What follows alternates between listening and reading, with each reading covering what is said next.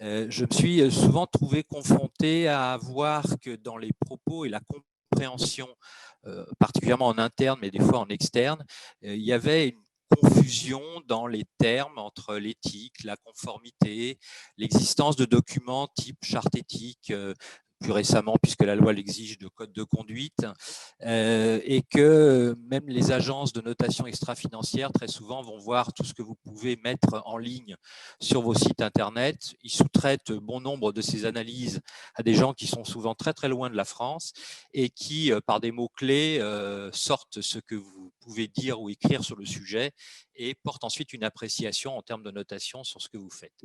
Donc mon propos, c'est finalement d'essayer de clarifier de quoi parle-t-on, de faire la différence entre l'éthique et la conformité et de vous alerter, y compris, nous aurons des participants, je crois, des représentants de l'AFA au cours de cette journée, de la lecture qui pourra être faite des documents que vous mettrez à disposition en communication à l'interne, portés par le management, et puis des documents que vous mettrez également en ligne vis-à-vis des tiers au niveau de l'entreprise.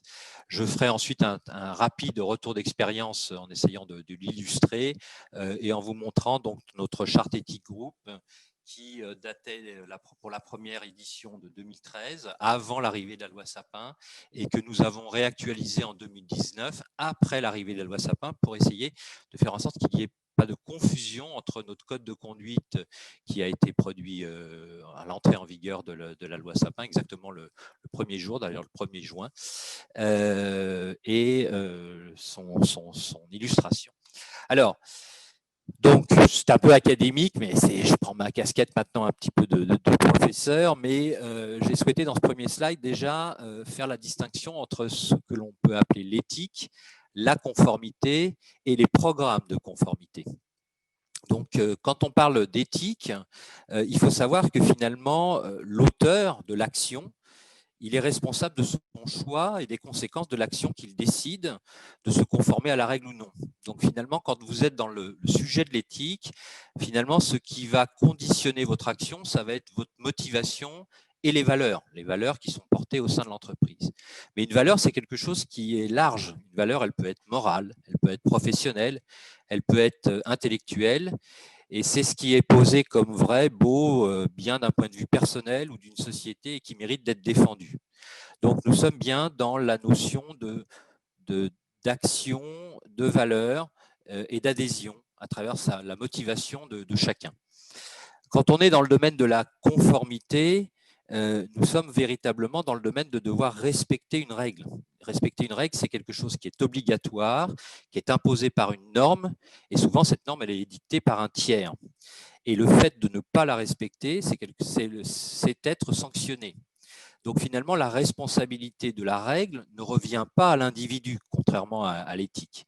Donc l'important, c'est la conformité de l'action à la règle, et les conséquences de l'action et la motivation ne doivent pas rentrer en ligne de compte. Maintenant, les anglo-saxons qui ont souvent, je dirais, moins de richesse dans les termes, utilisent le terme de compliance. Et compliance, c'est la somme des deux, c'est-à-dire que c'est la conformité plus l'éthique. Ça vient du mot anglais comply, se conformer. Et donc là, vu des anglo-saxons, c'est souvent se conformer d'une part aux règles et d'autre part aux valeurs. Donc, nous avons été ensuite, à travers le programme de conformité, confrontés à la mise en place de lois anticorruption, qui sont les bases du positionnement économique d'un pays. Nous sommes très souvent jugés, et vous savez que la France était considérée comme un pays en retard sur la promulgation de règles à respecter, de lois, et donc la loi Sapin est intervenue, comme ça a été rappelé dans le schedule de notre intervenant qui m'a précédé. Ce que je voudrais que l'on ait aussi en tête, c'est que derrière ce terme, donc on va dire de compliance, donc qui porte la conformité et l'éthique, nous sommes dans une action, nous, de prévention et de protection. J'aurais tendance à considérer que l'appui que nous apporte le juridique est plutôt dans un appui, malheureusement, quand je dirais les mauvaises situations se présentent, de devoir défendre l'entreprise. Donc la compliance doit être véritablement vue comme la prévention et la protection. On sait que les messages compliance, ils doivent être portés, à mes yeux, par les opérationnels et pas exclusivement par les compliance officers. Donc, nous, en tant que compliance officer, nous devons sensibiliser le top management pour qu'il relaie le message auprès des dirigeants du business. Et là, la compliance est là pour assister finalement le business, car seuls les responsables de la compliance de leur activité, ce sont les dirigeants business. Donc, compliance et business, c'est réellement au jour d'aujourd'hui un partenariat avec un objectif commun, c'est que le business se fasse et se fasse bien, mais avec une décision finale qui appartient toujours au business. Alors, quelle a été l'approche du groupe EDF quand j'ai été chargé de créer cette direction? Nous avons créé des référentiels en matière d'éthique et de conformité, en essayant de bien dissocier les deux choses, mais avec un chapeau qui est la politique éthique et conformité groupe, avec en derrière plusieurs notes d'instruction et guides support qui sont rattachés, puis la charte éthique groupe, constitué autour des 3 valeurs du groupe respect, solidarité et responsabilité, et le code de conduite que nous avons appelé code de conduite éthique et conformité, mais qui est le code de conduite en tant que document de référence en matière de prévention de la corruption et qui s'applique à tous les salariés. La politique, en tant que telle, c'est un document unique qui a été signé par le président en mai 2016, mais qui s'adresse aux dirigeants et qui recense les programmes de conformité de l'entreprise, ainsi que les principales règles que les dirigeants doivent impérativement connaître, respecter, faire respecter dans leurs entités, en fonction, bien sûr, des risques de ces entités. Donc, cette politique éthique et conformité, elle s'adresse aux dirigeants. Elle fixe le cadre des attentes que nous avons vis-à-vis des dirigeants qui doivent respecter et faire respecter dans leurs entités ces thématiques. Et comme elle porte en son sein les programmes de conformité, eh bien dans les programmes de conformité, on va avoir des programmes de conformité sur le manquement au droit de la concurrence, on va avoir le devoir de vigilance, et bien évidemment, on aura des sujets qui touchent à la corruption, mais pas que. Donc, ça va être beaucoup plus large que cela. On aura sur les sanctions internationales, etc. La charte éthique, donc ce document que vous voyez à gauche, c'est une charte d'adhésion. Celle-ci, elle ne s'adresse pas qu'aux dirigeants, elle s'adresse, contrairement à la PECG qui s'adresse qu'aux dirigeants, à tous les salariés du groupe. Donc elle est construite autour des 3 valeurs du groupe et nous l'avons déclinée sous forme de 12 exigences. Nous avons souhaité, la précédente de 2013 était beaucoup trop dense et donc difficile à mémoriser sans doute pour l'ensemble des salariés. Donc on s'est dit, il y a 3 valeurs, on va fixer 4 exigences par valeur. Donc au total, nous avons 12 exigences. Bien sûr, c'est une charte groupe. Elle doit être déployée dans tout le groupe et elle a été traduite en 13 langues, sachant que certaines traductions ont été faites directement dans les pays pour tenir compte de la sensibilité ou d'une certaine façon de la traduction que l'on peut mettre derrière les mots. Quand on est en Chine, on ne va pas forcément traduire de la même façon les mots. Quand on est en Angleterre, on sait que le mot harassment va aussi bien traiter du harcèlement moral ou du harcèlement sexuel, alors qu'en France, on en fera clairement la distinction. Et à droite, donc le trépied repose sur le code de conduite. Ce code de conduite s'adresse également à tous les salariés et celui-ci, c'est le document de référence en matière de prévention de la corruption. C'est ce document qui a fait l'objet d'un contrôle lorsque l'AFA est venue faire ses contrôles sur l'ensemble des exigences que la loi fixait. Alors, maintenant, donc, je vous ai présenté ça, j'ai fixé le cadre, mais donc, il faut absolument, afin d'éviter toute confusion, faire une distinction nette entre la charte éthique groupe d'un côté et le code de conduite éthique et conformité de l'autre. Comme je vous l'ai dit, la charte éthique, c'est un document qui est centré sur les valeurs, ça se travaille au sein du collectif de travail, c'est un document qui est rédigé volontairement et librement par chaque entreprise. Donc, on peut très bien considérer que si on n'a pas de charte éthique, à l'extrême, ça ne serait pas grave, même si nous considérons que c'est très important d'en avoir une. Mais ce qui est à noter, c'est que cette charte n'est pas opposable aux salariés. À l'inverse, le code de conduite fixe des règles à respecter. Il est opposable aux salariés du fait de son intégration, on en parlera un tout petit peu après, au règlement intérieur, et c'est un document qui est imposé, cette fois, par la loi Sapin 2 de 2017. Donc, nous avons évidemment publié au terme d'un dialogue social, puisque ça va rentrer dans le règlement intérieur, ce code de conduite qui a été ensuite décliné dans l'ensemble des filiales et qui est donc le document de référence en matière de prévention de la corruption. Vous le savez, il faut que ce code de conduite, au-delà de son descriptif, précise et illustre par des cas pratiques les différents types de comportements auxquels les collaborateurs seraient susceptibles d'être confrontés du fait de leur activité, du fait de l'organisation de l'entreprise et devant être proscrits, car étant susceptibles donc de caractériser des faits de corruption ou de trafic d'influence.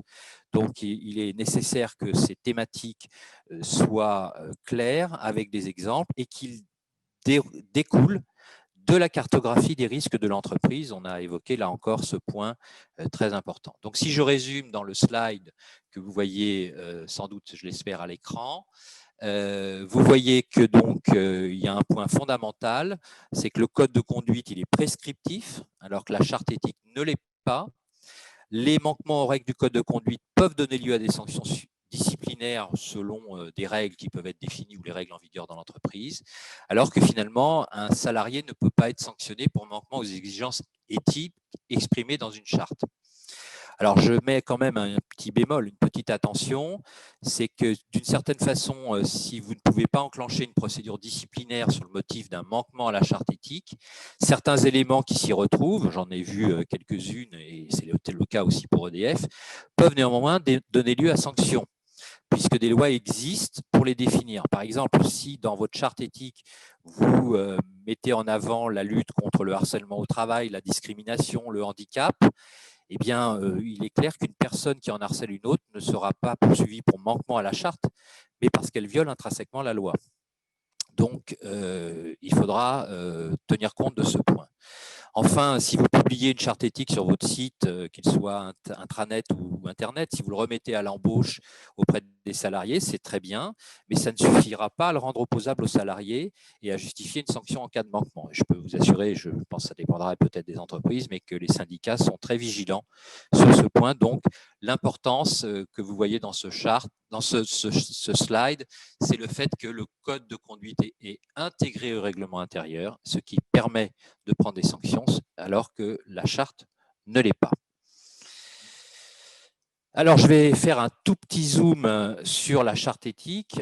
Cette charte éthique, donc, elle se présente sous forme de 2 pages. Une page avec un engagement du président, le respect des 3 valeurs, et puis dans les 3 valeurs, les 12 exigences, et avec un poster qui est affiché dans toutes les entités et unités. Alors, la meilleure façon pour moi de vous la présenter, c'est d'essayer de vous montrer une petite vidéo que vous pouvez retrouver en ligne sur l'internet de l'entreprise. Vous tapez charte éthique EDF, vous tapez code de conduite, vous aurez tout ça qui est en ligne. Nous faisons de la communication sans difficulté à l'extérieur. Et donc, je vous propose, en espérant que ça marchera, de visualiser 4 petites minutes, ce qui va me permettre de boire un petit verre d'eau en attendant. Alors, vous êtes toujours en partage d'écran là? Oui. Ça marche, ok. Toujours en partage écran. Donc, je devrais normalement, dans ce partage, m'assurer que vous pouvez bien entendre le son. Alors, il faut me rappeler où c'était ça. Partage. Il faut arrêter. Optimiser. Voilà. Alors, il faut arrêter le partage et reprendre. Là, vous êtes encore en partage, il faut le fermer. Oui, ça devrait être bon là. Voilà, vous allez me dire si vous entendez le son, je l'espère. D'accord. Oui. La direction éthique et conformité groupe présente la charte éthique groupe. La charte éthique groupe s'inscrit dans l'ambition du groupe EDF, être champion de la croissance bas carbone. Elle fixe les valeurs et exigences qui doivent guider quotidiennement nos actions. La charte éthique vient compléter le référentiel éthique et conformité dont la politique éthique et conformité est la référence supra. La charte éthique est le garant de la cohésion du groupe. Elle est centrée sur des valeurs partagées au sein du collectif de travail. Le code de conduite est la référence en matière de prévention de la corruption, conformément à la loi Sapin 2. Il fixe les règles à respecter par les salariés. Il est à noter que le code de conduite est intégré au règlement intérieur et peut donner lieu à des sanctions disciplinaires, tandis que la charte éthique ne l'est pas. Les 3 valeurs du groupe sont respect, solidarité, responsabilité.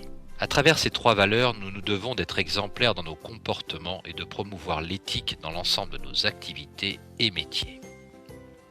Les 3 valeurs de la charte éthique se déclinent autour de 12 exigences éthiques. La première valeur, respect. Respecter les salariés en tant que personnes. Leur droit est fondé nos relations professionnelles au sein du groupe sur l'écoute, le dialogue, la confiance et l'esprit d'équipe. Bannir tout comportement de harcèlement ou de discrimination. Prévenir et traiter dans la vie au travail toute situation de violence physique ou morale, d'intolérance ou d'injustice. Respecter les opinions de chacun, y compris politiques, syndicales ou religieuses, à la condition que leur expression ne porte pas atteinte aux lois et règlements, s'interdire de les imposer aux autres. Protéger l'environnement en maîtrisant les risques et être vigilant sur les impacts de nos activités vis-à-vis des personnes et de la nature. La deuxième valeur, solidarité. Agir pour le collectif et favoriser la cohésion sociale au sein du groupe. Accompagner les personnes les plus fragiles parmi nos collègues ou les tiers, notamment les hommes et les femmes en situation de handicap ou nos clients en précarité énergétique. Favoriser l'accès au savoir ainsi que la transmission des connaissances, en particulier entre les générations des salariés du groupe. Être un acteur engagé dans les situations d'urgence, en soutien aux populations, en France, en Europe et dans le reste du monde. Enfin, la responsabilité est la troisième valeur de la charte éthique groupe. Garantir la sûreté de nos ouvrages et de nos installations industrielles, assurer la santé et la sécurité des personnes concernées par nos activités, être à l'écoute et agir avec honnêteté, impartialité, équité et transparence à l'égard des salariés, clients, fournisseurs, partenaires, actionnaires, associations et pouvoirs publics. Pratiquer la tolérance zéro à l'égard de la fraude et de la corruption sous toutes leurs formes. Protéger le patrimoine matériel et immatériel, traiter de façon responsable les informations sensibles et respecter les réglementations de protection des données personnelles. Ces valeurs fondent notre identité et marquent notre fierté. Elles confortent notre engagement d'assurer une relation de confiance auprès de tous nos interlocuteurs. EDF adhère au Pacte mondial des Nations Unies depuis 2001 et s'engage à respecter 10 principes portant sur les droits de l'homme, le droit du travail, l'environnement, la lutte contre la corruption. Pour plus d'informations, contactez le responsable éthique et conformité de votre entité, votre manager ou la direction éthique et conformité groupe.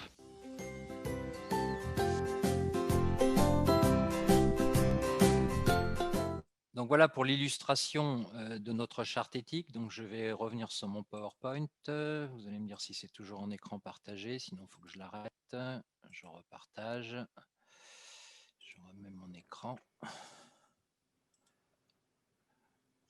Voilà, donc nous étions à ce slide. Vous me confirmez que vous voyez bien l'écran?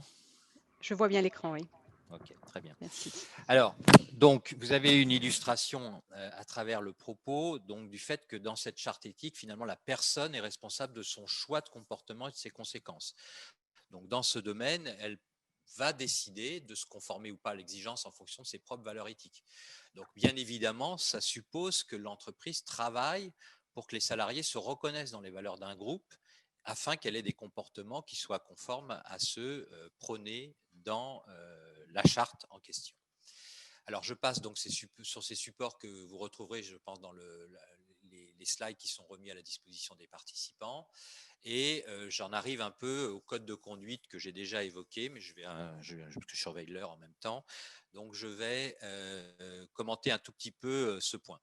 Donc, code de conduite, on les a vus apparaître dans les entreprises. Certains se sont dit, oh, on va rebaptiser notre charte en code de conduite. Non, je pense que là, il faut absolument être vigilant et sachez que l'Agence française anticorruption regardera votre code de conduite à l'extrême. Elle ne regardera pas la charte, elle s'y intéressera, mais ça ne veut pas dire qu'elle regardera. Enfin, elle regardera finalement la complémentarité potentielle des deux documents. Mais elle s'intéressera et elle n'exprimera des observations, des recommandations ou des manquements que sur le code de conduite en question. Alors, vous le savez, ce programme de conformité anticorruption, le code de conduite, n'est qu'un élément de l'ensemble des exigences à respecter au niveau donc de la mise en œuvre de cette loi. Donc j'ai mis ici en bleu par rapport aux 8 exigences, la première d'entre elles, le code de conduite et le régime disciplinaire. En fait, il y a 2 exigences qui sont dans le propos ici. Vous en retrouvez en réalité donc les 8, dont 2 ici. J'ai mis ici en caractère bleu ce qui n'a pas donné lieu en tous les cas à constat de manquement, voire même à recommandation ou observation, tout particulièrement sur notre code de conduite qui a été jugé tout à fait conforme. Donc je vous invite à le regarder et à le télécharger sur le site, puisque nous n'avons pas eu sur la rubrique code de conduite ni d'observation, ni de recommandation, ni de constat de manquement. Donc, il n'en demeure pas moins que ce code de conduite, même si il a été jugé comme bien fait, nous sommes en train de publier en 2021, nous allons faire la V2. Donc, il faut qu'il vive ce code de conduite, il faut bien le repositionner. Et dans ce code de conduite, nous avions, donc il se présente avec une forme bureautique ou traditionnelle, nous avions identifié 9 règles à respecter que nous considérions comme des éléments du programme de prévention de lutte contre la corruption et à figurer dans notre code de conduite. Donc on y trouvait des fiches spécifiques sur la prévention de la corruption, le contrôle de l'intégrité des relations d'affaires, les cadeaux et invitations. Donc ça, c'est un sujet intéressant parce que cadeaux et invitations rentrent directement dans la lutte contre la corruption, mais très souvent, on retrouve une rubrique cadeaux et invitations dans les chartes. Donc, il faut faire la distinction entre ce qui sera opposable de par la loi, parce qu'on ferait des cadeaux et invitations qui seraient assimilables du trafic d'influence ou qui entraîneraient des cas de corruption, de principe ou de valeur sur la façon je dirais, de gérer des bonnes relations ou des relations à travers des relations commerciales, des relations fournisseurs, à travers les cadeaux et invitations. Faire bien la distinction, même si vous mettez cadeaux et invitations dans votre charte. La prévention des conflits d'intérêts rentre dans notre code de conduite, la lutte contre la fraude, la prévention des abus de marché, le risque de blanchiment et de financement du terrorisme, la prévention des manquements aux droits de la concurrence et tout ce qui concerne les sanctions internationales et contrôle des échanges internationaux. Donc pour chacune de ces 9 thématiques, notre code donne une définition à gauche, ce qu'on a appelé une règle d'or. Donc on a on a fait des posters avec les 9 règles d'or, donne une définition qui soit compréhensible pour l'ensemble des acteurs de ce qu'on entend par prévention de la corruption, fixe le cadre des enjeux et notamment des sanctions pénales qui peuvent être, je vous le rappelle, lourdes pour des salariés qui sont mis en cause. En France, la corruption, c'est un délit qui est passible de 10 ans d'emprisonnement, jusqu'à 1 million d'euros d'amende pour des individus, 5 millions pour des personnes morales. Et les sanctions peuvent s'appliquer également aux complices ou aux gens qui ont fait des tentatives de corruption. On aura d'ailleurs des illustrations, je crois, au cours de ces 2 journées sur des témoignages liés à cela, avec au-delà des amendes, des peines d'emprisonnement, des frais de justice, et puis tout ce qui touche à l'impact financier pour le groupe, sa réputation, la perte de contrat, le bannissement des appels d'offres, la chute des cours boursiers, le versement de dommages et intérêts, j'en passe, mais vous voyez qu'il faut être très vigilant. Et donc là, ce que nous avons à faire ensuite, c'est que pour chaque thématique, nous avons fait une fiche, mais vous la trouverez sur Internet pour mieux la lire. Là, je vous en présente le contexte de ce que nous devons faire et de ce que nous ne devons pas faire, avec ensuite des situations à risque, des illustrations et des bons réflexes qui renvoient à une documentation plus détaillée sur le sujet. Alors, il s'avère qu'on a eu des recours. Pour tout vous dire sur ce sujet, c'est que dans la rubrique « Nous devons » ou « Nous ne devons pas », nous avons dans cette version que nous sommes en train de sortir pour 2021, je parle parce que je continue à suivre quand même les activités de mon groupe, nous allons devoir clairement distinguer les interdictions de nous devons ou nous ne devons pas, surtout dans le nous ne devons pas, il est valable pour tout le monde. Par contre, dans le nous devons, c'était trop global. On considérait que tous les salariés devaient faire ça. Et en fait, il y a quand même des sujets sur lesquels c'est des gens qui sont en charge de cette activité qui doivent faire. Donc, on va plus clairement distinguer ce que les personnes concernées par le thème doivent faire. Les autres, c'est de l'information. On n'attend pas une exigence dès lors qu'ils ne sont pas concernés par la thématique, s'ils ne sont pas dans le droit de la concurrence. On ne voit pas bien pourquoi on leur demanderait de faire un certain nombre de choses. Alors, ce qui est certain, c'est que dans la version 2021, on va rajouter, encore une fois, bien que l'AFA ne nous ait pas fait de remarques négatives sur ce point, on va rajouter 2 nouvelles thématiques. Donc, nous arriverons au total avec 11 thématiques. On va faire une rubrique qu'on estime suffisamment sensible dans le domaine de la prévention de la corruption, c'est le mécénat et le sponsoring. Et nous avons également, du fait d'exigences beaucoup plus fortes au niveau européen, également traité une fiche sur les représentations d'intérêts. Donc voilà pour ce qu'il en est. Et j'en ai, je dirais, à l'extrême fini de cette présentation. Et je me mets maintenant à votre service pour répondre à des questions. Donc vous avez compris mon objectif, bien distinguer ce qui ressort des valeurs et de ce qui ressort d'une obligation de respecter des lois et qui peut donner lieu à sanction dès lors que c'est dans le règlement intérieur.